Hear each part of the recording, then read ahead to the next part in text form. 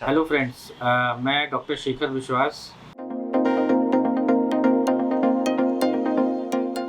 and today tell you about some tips on how to do good parenting, breastfeeding and other health aspects of pediatric patient या फिर children. Breastfeeding is the best feeding. ये एक gift of nature है और इसका मुकाबला आज तक कोई भी कंपनी साइंस नहीं कर पाई. कोई भी फॉर्मूला मार्केट में है that can never compete with breast feeding. वो बन ही नहीं सकता. That is a enigma. So breast feeding से अच्छी कोई चीज़ नहीं है. And for the babies mother should always give breast feeding at least till 6 month. 6 months के बाद हम बात करते हैं कि कॉम्प्लीमेंट्री डाइट या अन्नप्राशन. तो बच्चे को अन्न देते हैं. ये अन्न देने का टाइम 6 मंथ पे क्यों डिसाइड किया गया? ब्रेस्ट फीडिंग अभी तक बच्चे की कैलोरी इनटेक को पूरी तरीके से टेक ओवर करती है या टेक केयर करती है. इसके बाद जब बच्चा बड़ा हो रहा है 6 महीने से ऊपर, तो उसकी जो एनर्जी रिक्वायरमेंट है वो सिर्फ दूध से पूरी नहीं हो सकती.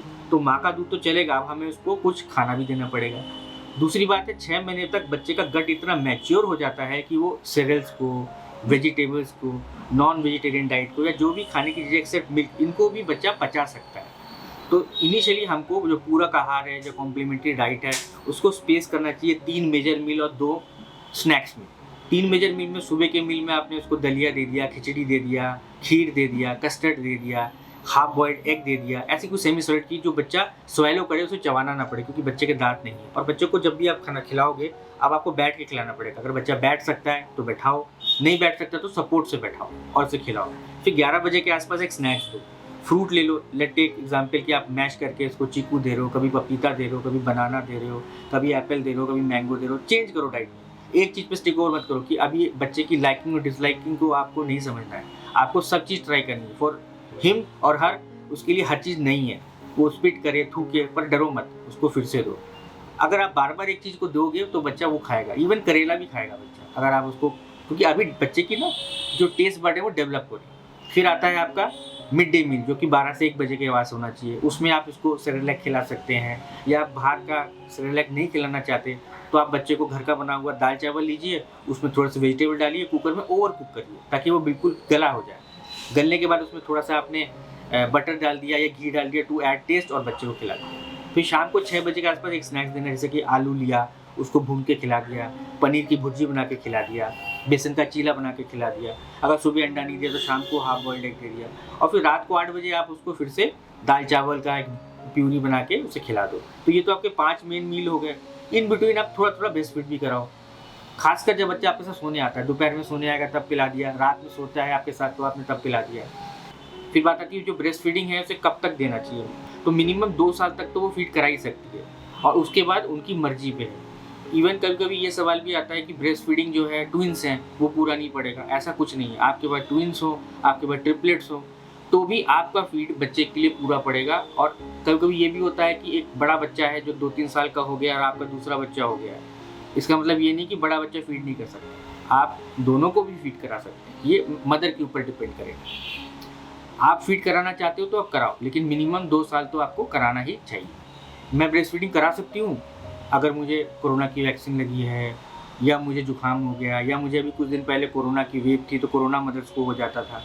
तो मेरा एक साफ सा सवाल का जो आंसर है मैं सबको देना चाहता हूँ कि ब्रेस्ट फीडिंग के दुनिया में कॉन्ट्राइंडिकेशन बहुत ही कम है, यह नाम मात्र है.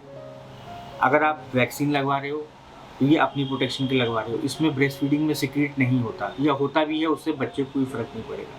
इवन कोरोना भी जब हो जाता था, हमने वो सेकेंड वेव फर्स्ट वेव देखी है एज ए डॉक्टर. तो जब हमारे बेबीज़ पैदा होते थे, मदर को कोरोना होता था, हम मदर और बेबी को कभी सेपरेट नहीं करते थे और करना भी नहीं है.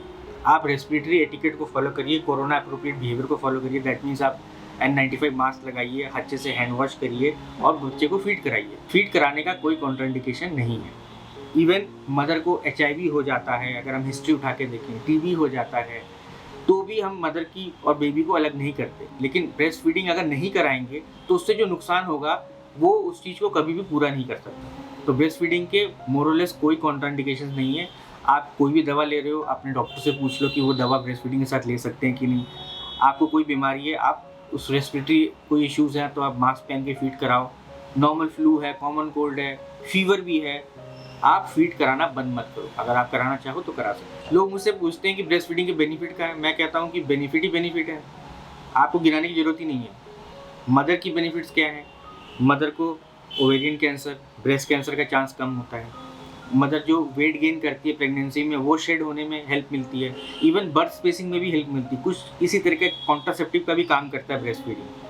अगर हम बेबी पे आ जाते हैं, हमारा मेन टारगेट है baby should be healthy and immunologically intact, उसका IQ अच्छा डेवलप होना चाहिए। तो ये सारी चीज़ें ब्रेस्ट फीडिंग में है। ब्रेस्ट फीडिंग में ऐसे पदार्थ हैं जो ग्रोथ तो करते ही हैं, ब्रेन के डेवलपमेंट के लिए हेल्प करते हैं। तो बच्चे का IQ अच्छा डेवलप होता है, बच्चा शार्प होता है, बच्चे को एलर्जीज़ के रिस्क कम हो जाते हैं। कुछ ऐसे फैक्टर्स हैं जो कि कुछ गुड बैक्टीरियाज को प्रोमोट करते हैं पेट के अंदर, जो कि जब बच्चा पैदा होगा तो उसके पेट में कोई बैक्टीरियाज नहीं होते, द गट इज स्टेराइल।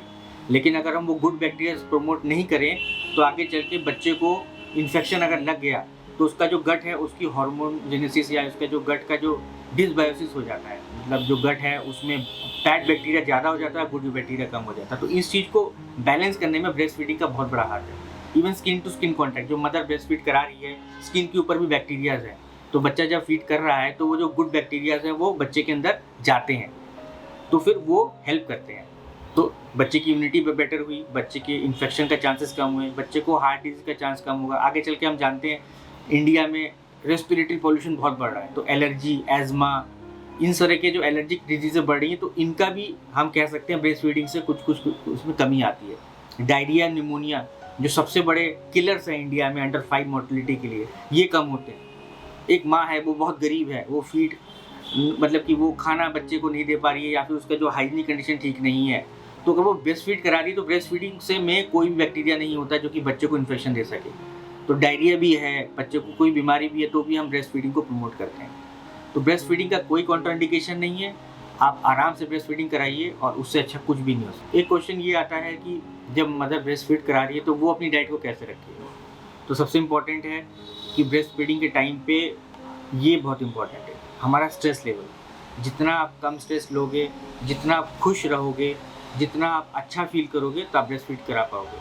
आपके लिए एक नया जन्म है, आप माँ बने हो, बच्चे के लिए भी नई सी बात है। तो अपना डाइट, अगर मैं डाइट की बात करूं तो जब फीडिंग के टाइम या जब प्रेगनेंसी थी तब अगर आप मान लीजिए आप 100 कैलोरीज ले रहे थे, एग्जाम्पल लेता हूँ, तो आपको इस समय अपना भी पोषण का ध्यान रखना है और बेबी के पोषण का ध्यान रखना है। तो आपको कम से कम 1.5 गुना खाना पड़ेगा, 150 आपको कैलोरीज लेनी पड़ेगी। तो अपनी डाइट के साथ साथ उसमें भूख लगे ना लगे, आप हाइड्रेशन प्रॉपर रखो, अच्छे से कुछ भी जूस पी के या पानी पी के बच्चे को फीड कराओ। स्ट्रेस मत लो, कुछ नहीं सोचो, एक अच्छा सा म्यूज़िक कान में लगा लो, भगवान का भजन लगा लो, जो भी आपको पसंद है, और सिर्फ फोकस करो ब्रेस्ट फीडिंग पे, क्योंकि सारा ऑक्सीटोसिन रिफ्लेक्स का काम है जो ब्रेन से रेगुलेट होता है। तो अगर आप स्ट्रेस लोगे, मेरा दूध कम पड़ रहा है, मैं खाना नहीं खा रही हूँ, मुझे पेन है, कुछ भी आप सोचोगे तो वो आपके फीडिंग पे नेगेटिव इम्पैक्ट डालेगा। तो कहने का मतलब है डाइट अच्छी रखिए, पौष्टिक रखिए। एज डॉक्टर्स हम कोई भी कॉन्ट्राइंडिकेशन नहीं बोलते। आप घर में बोल सकते हैं कि हल्दी मत खाओ, बादी चीज़ें मत खाओ, गैस वाली चीज़ें मत खाओ, ये मत खाओ, वो मत खाओ, पर हमारी तरफ से एज ए डॉक्टर मैं बताना चाहूँगा अच्छा खाओ, पोषण जो है अच्छा लो, घर के बने हुए वेजिटेबल्स हो गए, फ्रूट्स हो गए, नॉन वेजिटेरियन डाइट भी आप ले सकते हो, और जितना आप खाते थे प्रेगनेंसी में उससे आपको 1.5 गुना खाना पड़ेगा, because now you are feeding your baby, so that requires more energy.